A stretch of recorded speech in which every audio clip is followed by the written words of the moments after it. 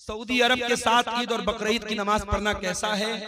कुछ उलमा इसको जायज ठहराते हैं, साथ ही सऊदी अरब के साथ जज़ाकल्लाह खैर। देखिए किसी भाई ने ताउन पेश किया है, अल्लाह इनके ताउन को कबूल करे। मेरे भाइयों, हम अपने इंडिया में, अपनी कंट्री में नमाज कैसे पढ़ते हैं? क्या सऊदी के हिसाब से पढ़ते हैं? नहीं, हम यहाँ के हिसाब से नमाज पढ़ते हैं। सऊदी अरब में हमसे 2.5 घंटे का फर्क है। हम ऐशा की नमाज के बाद आराम से बिस्तर पे सोने जाते हैं, टीवी चालू करते पता लगा सऊदी अरब में ऐशा की अज़ान अब शुरू हो रही है। तो टाइम का फर्क है। वैसे ही चांद का भी फर्क है। चांद हमारे मुल्क में कभी और नजर आता है, सऊदी अरब में कभी और नजर आता है। और इस मसले में अगरचे कुछ उलमा का ये कहना है कि सारी दुनिया में एक चांद होना चाहिए, मगर आपके झारखंड के बहुत बड़े आलिम दीन इंतकाल कर गए, अल्लाह गरीब के रहमत करे, अल्लामा अब्दुल अजीज हक्कानी साहब रहमतुल्लाह अलैह। मैंने उनका मजमून पढ़ा था, बड़ी तफसील से उन्होंने लिखा था और उन्होंने दलाइल से साबित किया था, और मरकजी जमीयत अहले हदीस से उनका वो मजमून छपा था कि हर इलाके के लोगों की अपनी रूयत है, हर शहर के लोगों की अपनी रूयत है। वो अपना चांद देख करके रोजा रखेंगे, अपना चांद देख करके ईद मनाएंगे। ये पूरे हिंदुस्तान में, पूरी दुनिया में एक चांद मनाना ये दलील के एतबार से मजबूत बात नहीं है, और ना प्रैक्टिकली ऐसा मुमकिन है। ऐसा जब तक मुमकिन नहीं है तब तक कोई अगर अपनी अलग ईद मना रहा है, अपना अलग रोजा रख रहा है, तो ये मुसलमानों की जमात में फूट डाल रहा है, उसको अल्लाह क्या हिसाब देना पड़ेगा। बचत खाते में, बैंक में रखे हुए पैसे में ब्याज के तौर पर कुछ रुपए जमा कर देते और हमें मालूम नहीं पड़ता, तो उस पैसे को क्या किया? देखिए, ये मत कहिए कि मालूम नहीं पड़ता, सारा सिस्टम मौजूद है।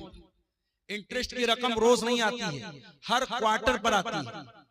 हर क्वार्टर का मतलब हर 3 महीने पर आपके बैंक में पैसा इंटरेस्ट का आता है। आप अपनी पासबुक पे अगर एंट्री कराएंगे, पासबुक पे लिख के आ जाएगा इंटरेस्ट का इतना पैसा है। आपको कुछ नहीं करना है, आप हर क्वार्टर पर अपने बैंक का स्टेटमेंट निकलवाइए और इंटरेस्ट की रकम निकाल करके वो रकम किसी गरीब को दे दीजिए, बस। वो आपके ऊपर इस्तेमाल नहीं होनी चाहिए, अपनी जात पर इस्तेमाल नहीं करना है, बैंक में रखना नहीं है, उसको निकाल के खर्च कर देना है। किसी भी कोई दवा इलाज के लिए जरूरत हो उसको दे दीजिए, किसी भी गरीब आदमी को जिसको जरूरतमंद है उसको, मुसलमान को भी दे सकते हैं, गैर मुस्लिम को भी दे सकते हैं, कोई हर्ज की बात इंशाअल्लाह नहीं है। नहीं, अजर की नीयत से नहीं, उस पर कोई अजर व सवाब की नीयत नहीं करना है, वो कोई दान नहीं है। वो पैसा आप इसलिए गरीब को दे रहे हैं कि पैसा इस्तेमाल हो जाए, बस। उसको अपने ऊपर इस्तेमाल नहीं कर सकते आप, लेकिन गरीब को दे देंगे, वो इस्तेमाल कर सकता है। सवाब आपको नहीं मिलेगा, ना सवाब की नीयत आपको। कुछ लोग 50% या 60% में चंदा करते हैं, वो कैसा है? देखिए, शरीयत में ज़कात की रकम के जो मसारिफ बयान किए गए, कुरान में अल्लाह ने सूरह तौबा में बयान किए, उसमें ज़कात वसूलने वाले को भी ज़कात की रकम में से देने का हुक्म, वल आमिलीना अलैहा। लेकिन उसका बाकायदा परसेंटेज बनाना, और परसेंटेज भी इतना बड़ा बनाना कि देने वाला 1 लाख दे रहा है और मदरसे में 40,000 पहुंच रहा है, 30,000 पहुंच रहा है, तो बहुत गौर करने की बात है। इसलिए जो मेरी नजर में उलमा के फतावे हैं, जो तहरीरें हैं, उन्होंने सख्ती से मना किया है कि ठीक है चंदा लाने वालों को पैसा दिया जाए, मगर इतने भारी रेशियो के साथ उनको कमीशन देना ये मुनासिब नहीं है। इससे परहेज करें। ये किसी भाई ने 500 रुपए की रकम दी है मदरसा रहमत आलम को, अल्लाह ताला इस बंदे पर रहमत फरमाए। 1-2 सवालात और आए हैं, मुझे 2 बजे तक का अल्टीमेटम मिला है, 2 बजने वाला है। कब्रिस्तान के नाम पर जमीन देने के बाद फिर उसी जमीन को वापस ले लेना कैसा है, और उस जमीन पर खेती गलत है। अगर आपने कब्रिस्तान के नाम पर जमीन वक्फ कर दी तो वक्फ जमीन को दोबारा वापस नहीं ले सकते। कब्रिस्तान के नाम पर जमीन वक्फ हो गई तो उस पर कब्रिस्तान ही बनेगा, उसको दोबारा लेना और खेती करना बिल्कुल गलत है, यह मुनासिब नहीं। मेरी सगी बहन की शादी जिस लड़का से हुई, उस लड़का की सगी बहन से क्या मैं शादी कर सकता हूं नगद मेहर के साथ? 10 साल हो गया है मेरी बहन की शादी होने का, अब मैं अपने बहनोई की बहन से शादी करना चाहता हूं, तो क्या कर सकता हूं? बिल्कुल कर सकता हूं। देखिए, शरीयत में जो मना है उसको बोलते हैं निकाह शिगार। उसकी शक्ल क्या होती है कि मेहर के बजाय ये तय कर दिया जाए कि मैं आपकी बहन से शादी कर लूं, आप मेरी बहन से शादी कर।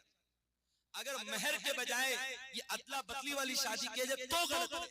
अगर मेहर तय है, मैं आपकी बहन से शादी कर रहा हूं, आप मेरी बहन से शादी कर रहे हैं, दोनों का मेहर तय है, तो कोई हर्ज की बात नहीं।